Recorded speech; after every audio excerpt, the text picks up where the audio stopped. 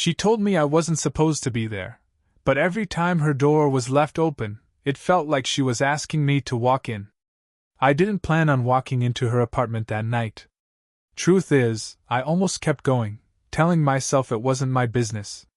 But something about the way the door was left open, just barely, like a quiet invitation, stopped me in the hallway. It was late, past the hour most people in the building were asleep. The hall lights were dim, buzzing faintly, casting long shadows across the walls. And there it was again, her door. Open, not wide enough for anyone to just walk in, but enough to stir curiosity. Enough to make me wonder if she was all right. I leaned against the frame, listening. The soft clink of a glass. The faint hum of a radio inside. Nothing alarming, yet nothing reassuring either. My chest tightened with hesitation. I knew she was older than me, graceful in a way that didn't need proving, and private. She carried herself with that kind of strength that makes you think twice before crossing her boundaries. And yet I stepped forward. Inside, her living room was washed in the golden glow of a single lamp. She was standing near the window, cardigan slipping from her shoulder, glass of wine in her hand. She turned the moment she sensed me, eyes sharp, voice steady but edged with something softer underneath. "You're not supposed to be here." Her words weren't loud. They didn't push me away the way they should have.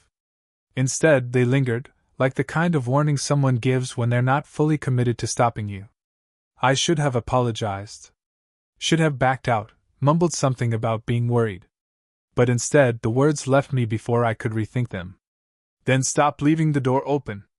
The silence that followed was heavier than anything I'd felt in that hallway. Her lips parted slightly, but she didn't answer.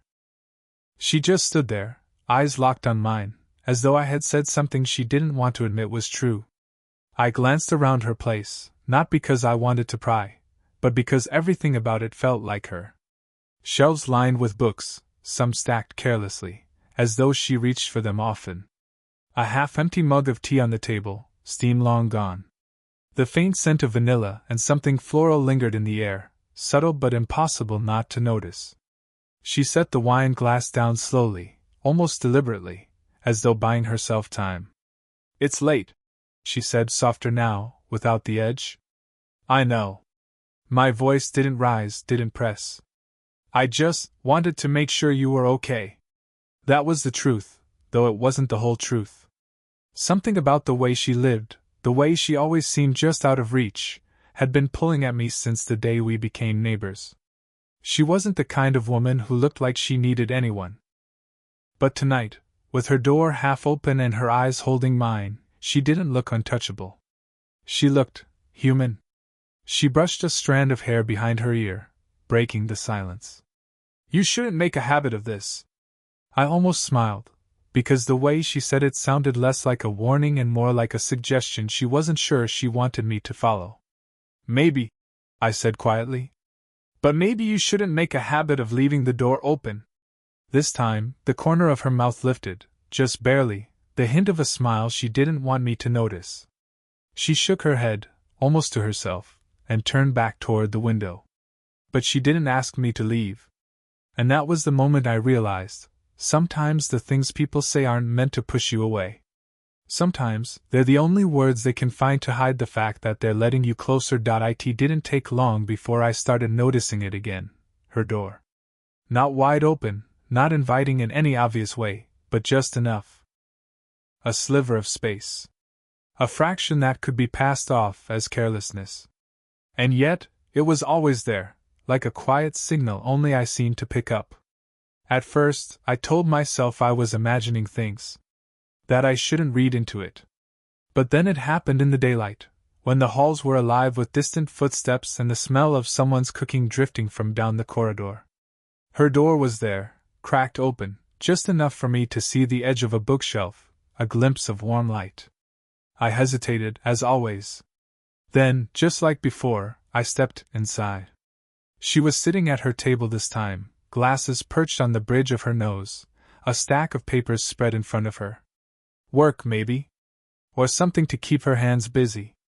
She didn't startle at the sound of me entering, She only lifted her eyes, meeting mine with that same mix of quiet surprise and something softer, something unspoken.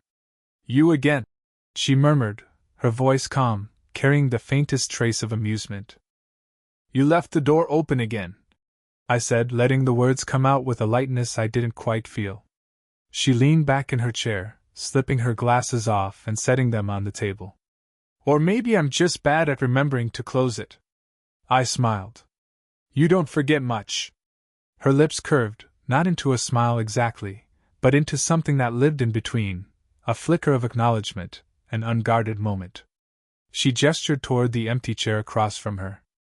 "Well, since you're here." I sat, careful not to intrude on her space, though the closeness of it all made the air feel heavier.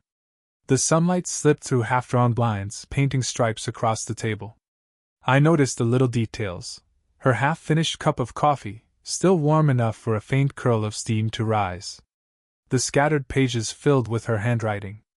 The faint hum of music playing from an old radio on the shelf. We talked about nothing at first. Books she'd been rereading. The song that was playing in the background, how it always reminded her of summers years ago. She had a way of speaking that made even small things feel weighted, meaningful. And then, without really thinking about it, I asked, "Do you ever get tired of the quiet?"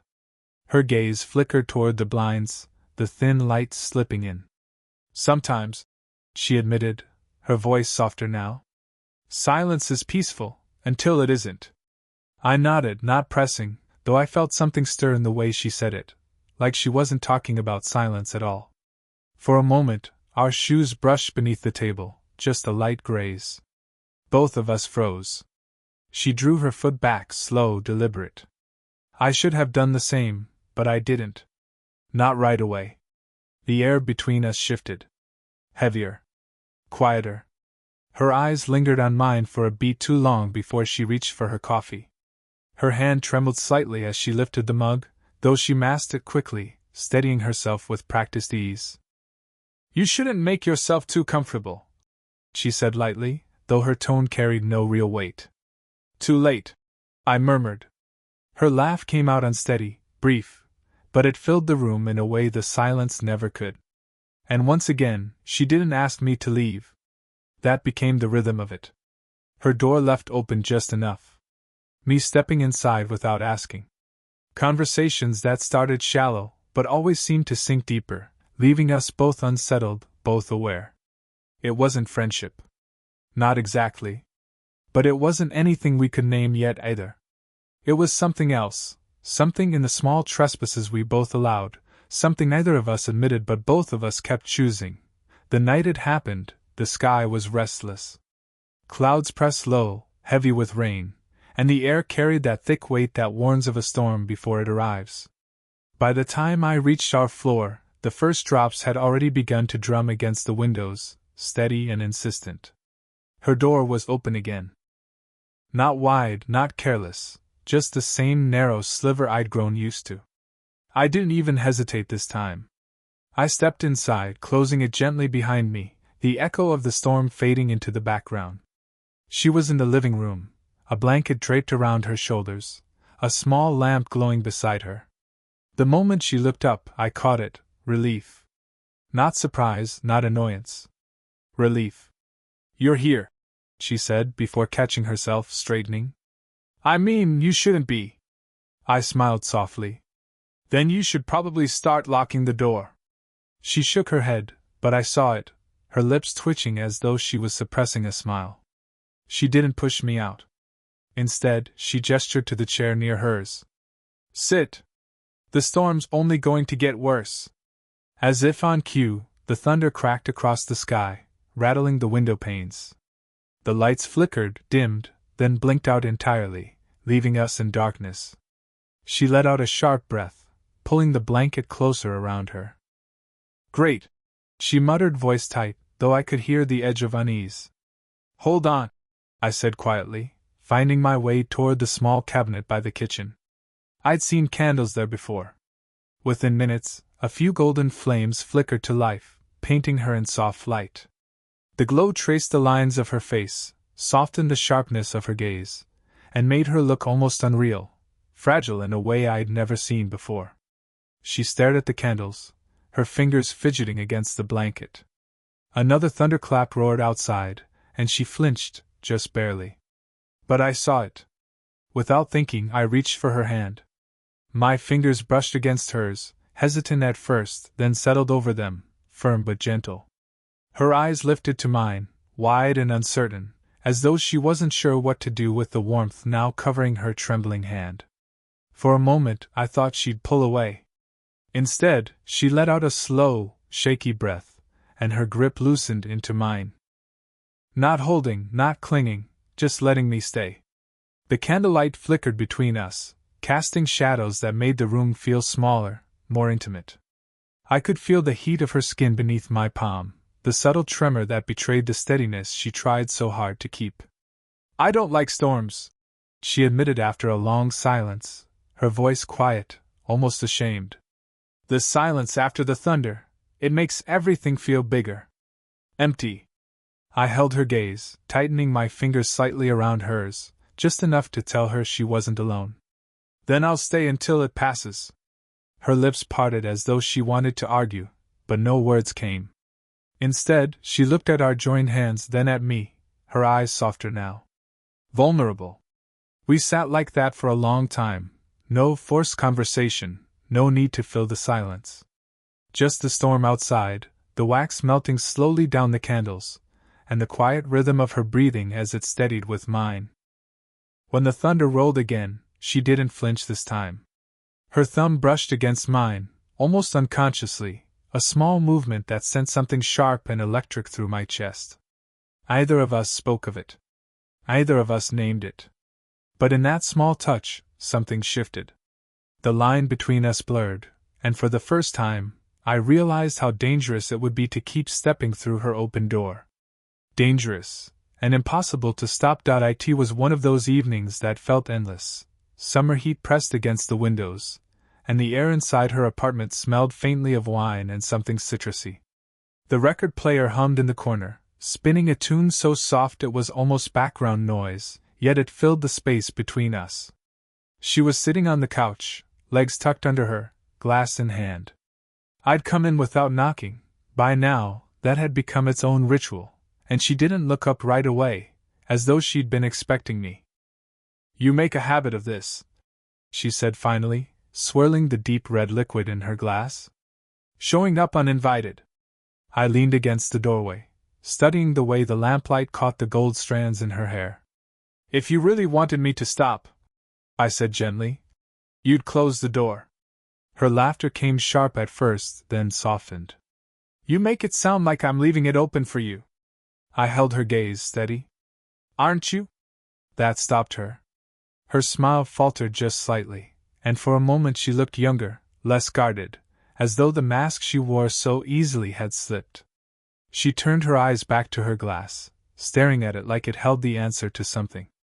"You shouldn't say things like that," she whispered, but her tone carried no conviction. I moved closer, lowering myself onto the couch beside her, careful not to touch.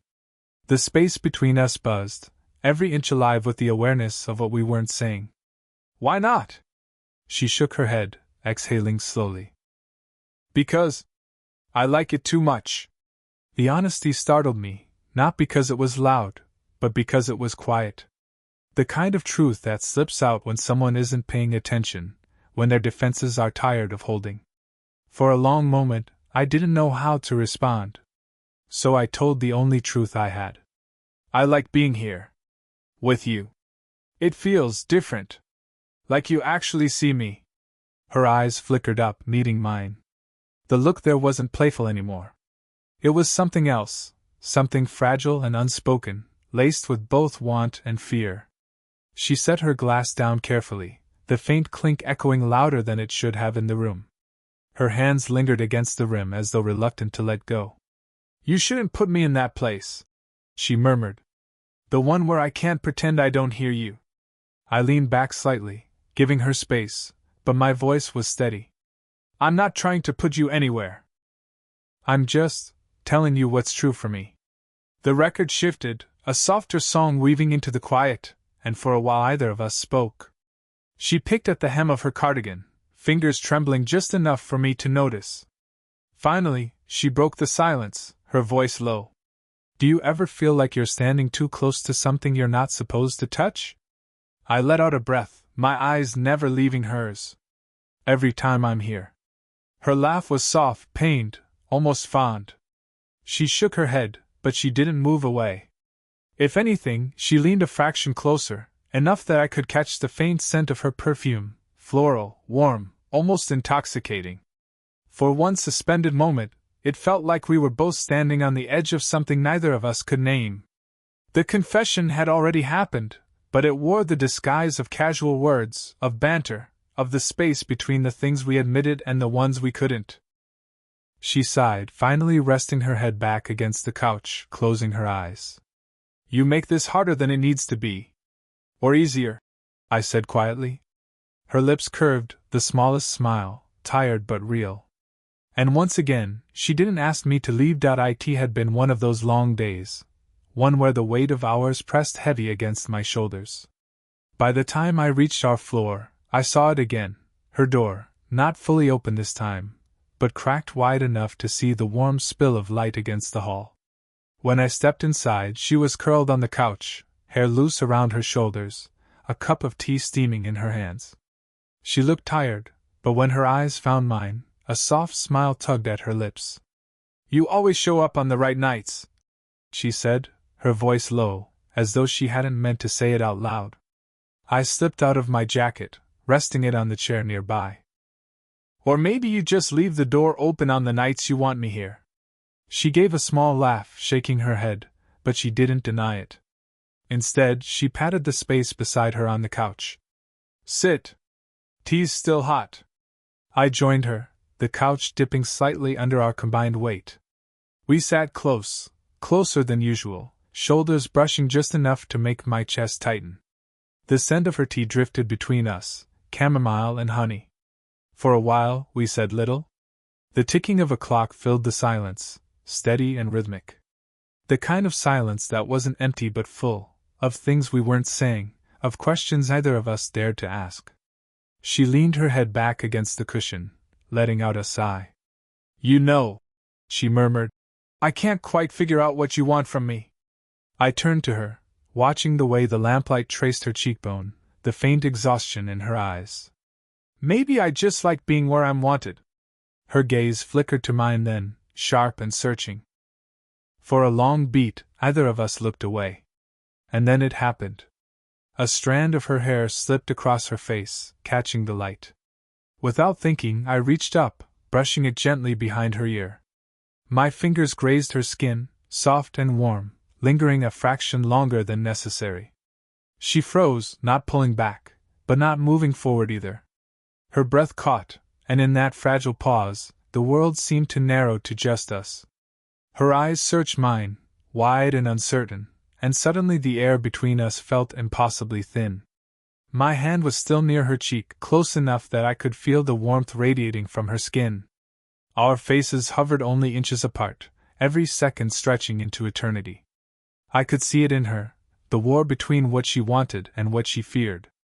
The slight parting of her lips, the way her chest rose and fell faster than before. We shouldn't, she whispered, her voice trembling, but softer than a protest. More like a plea to herself. I didn't move closer. I didn't pull away either. My hand dropped slowly back to my side, though the memory of her skin burned into my fingertips. The silence that followed was thick, fragile. She turned her head slightly, breaking our gaze, her eyes fixed on the untouched tea in her lap. For a moment, I thought she would say nothing at all. Then, softly, she added, This, whatever this is, it can't happen. Her words said one thing, but the hesitation in them, the way her voice faltered, said another. I leaned back, giving her the space she seemed to need, though every part of me ached to close the gap we'd left unfinished.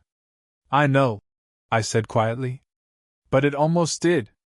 Her laugh was faint, pained, almost a whisper. She shook her head, as though scolding herself, but she didn't move away from me. Our shoulders still touched, steady, unmoving. The clock ticked on. Neither of us reached for the tea. And though she had pulled back from the edge, we both knew we had stood on it together. The days that followed felt strange, emptier somehow. For the first time in weeks, her door wasn't cracked open. Every time I walked past, I slowed my steps, waiting for even the faintest signal, but the wood stayed shut, the hallway silent. I told myself to let it go, to give her the space she clearly wanted. But the truth was, I couldn't ignore the shift. The memory of her skin beneath my fingertips, the way her breath trembled when our faces almost touched, it clung to me, sharper than I wanted to admit. On the third night I gave in. I stopped outside her apartment, staring at the door that had once been half an invitation. My hand hovered before I finally knocked, soft but deliberate. For a moment, I thought she wouldn't answer. Then came the faint creak of the latch. The door opened halfway, revealing her standing there in the dim light. Her hair was tied back loosely, her eyes tired, guarded. "I thought you'd stopped coming," she said quietly. "You stopped leaving the door open." Her gaze flickered, then dropped to the floor. "Maybe I should have done that sooner." The words stung, though her voice betrayed her, too soft, too uncertain to be the final barrier she wanted them to be. I kept my tone steady. "If you really wanted me gone, you wouldn't have opened the door just now." That made her still. Slowly, she exhaled, leaning against the frame, her hand tightening around the edge of it as though holding herself together. "I don't know what I'm doing," she admitted, her voice barely above a whisper. "You make me forget what's sensible. What people would think. And it scares me." I stepped closer, careful not to push too far, but close enough that she could see the sincerity in my eyes. "I'm not here because of what people think. I'm here because of what I feel. And it's not reckless. It's real." Her eyes lifted to mine, shining with something fragile, fear, yes, but also longing. She shook her head, half in disbelief, half in surrender. "You're younger. You could have anyone. Why me?" I swallowed, the answer steady in my chest. "Because you're the only one I want to sit with in the quiet. The only one whose silence doesn't feel empty." The words landed between us, heavy and unshakable. For a moment, all I could hear was the faint hum of electricity through the walls, the low murmur of the building settling. She looked at me as though she wanted to argue, but her defenses wavered. Her hand slipped from the doorframe, falling to her side. The space between us narrowed, not closed, not crossed, but smaller than it had been in days. Her lips parted, her voice trembling. "I don't know if I can do this." "Then don't decide tonight," I whispered. "Just let me be here." The weight of the moment pressed down, fragile as glass. She hesitated, then stepped back just slightly, enough to open the door wider. I entered, careful, slow, as though any sudden movement might shatter the fragile thread pulling us together. Inside, the air smelled faintly of lavender, her lamp casting soft circles of light across the floor. She folded her arms, not as a wall, but as a shield she wasn't ready to put down. We stood there in silence, the storm between us quieter now, though not gone. Her breathing steadied, her eyes still wary but less closed off. For the first time, I realized that what scared her most wasn't me, it was how much she wanted me to stay. And in that unspoken truth, something shifted. Not resolution, not yet. But the silence had been broken, and for the first time, it felt like she wasn't hiding from it anymore. The night stretched longer than either of us expected. We didn't speak much, but silence between us had taken on a new meaning, less like distance, more like a thread binding us together. She busied herself with small things, adjusting a book on the shelf, setting a half-empty mug in the sink. I sat quietly, watching, trying not to let my presence feel too heavy, too much. But every time her eyes drifted toward me, every time her fingers brushed her arm as though reminding herself I was real, I felt the air tighten. It was the kind of quiet where even the smallest touch could shatter or complete everything. Finally, she sat across from me at the table, her shoulders softening as though she had been holding her breath for days. The lamp between us threw a warm light on her face, outlining every curve, every faint line that told the story of a life lived before me. She didn't look like someone who had it all figured out, She looked human, vulnerable, and achingly beautiful. I don't know how this ends, she admitted, her voice calm but unsteady. Maybe we burn out. Maybe it gets too complicated. Maybe one day you regret it. She folded her hands in front of her, almost to hide their tremor. But right now, with you sitting here, I don't want the door to stay closed anymore. I leaned forward, my hands resting on the table, close enough to hers that I could feel the heat radiating off her skin. Then let's stop worrying about endings. Let's just leave it open, and see where it takes us. Her breath hitched, the tiniest sound, but it felt like thunder in my chest. Slowly, as if testing gravity itself, she slid one hand across the wood. I met her halfway, my fingers brushing hers. The contact was electric, no dramatics, just warmth, real and steady, grounding us in something we had both been circling around for too long. She didn't pull away. Instead, her thumb grazed the back of my hand, tentative but deliberate. You have no idea what you're asking, she whispered, though her voice carried no resistance now, only the weight of her heart finally unclenching. I smiled, small, sincere. I think I do. And I'm not asking you to be anyone else. Just you. Her eyes shimmered, not with tears, but with something softer, acceptance. For the first time, she let her guard fall completely. She leaned slightly forward, her shoulder relaxing, her body tilting in a way that told me she was letting herself trust the moment. We stayed like that, hands intertwined on the table, saying nothing more. The world outside could wait. In that little apartment, with the faint hum of the refrigerator and the soft lavender scent in the air, it felt like we had stepped into a space untouched by anyone else's expectations. Eventually, she exhaled, a long, steady breath, and laughed softly under her breath. You're too persistent. I chuckled, squeezing her hand gently. And you leave too many doors open. The smile that curved across her lips wasn't guarded this time. It was warm, unburdened. She gave my hand another slow squeeze, then rose from her chair. Without a word, she crossed the room and unlocked the door fully, pushing it open until it stood wide, light spilling in from the hallway. When she turned back to me, there was no more hesitation in her eyes. Then I suppose, she said quietly, you're exactly where you're supposed to be. I stood, moving toward her. And when I reached her side, she didn't flinch, didn't step back. Instead, she leaned into me, her shoulder brushing mine, her head tilting just enough to rest lightly against me. No promises. No labels. Just an open door, and the unspoken decision to walk through it, together. 13L.